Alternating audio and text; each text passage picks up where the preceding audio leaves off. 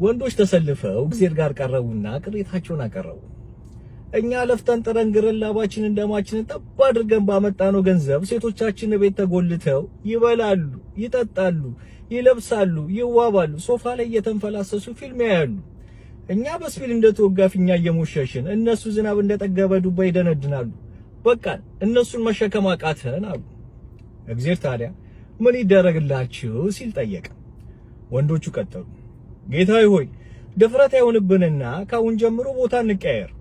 እነሱ የኛን ቦታ ይወሰዱ፣ እኛ ደግሞ የእነርሱን ቦታ እንውሰድ አሉ።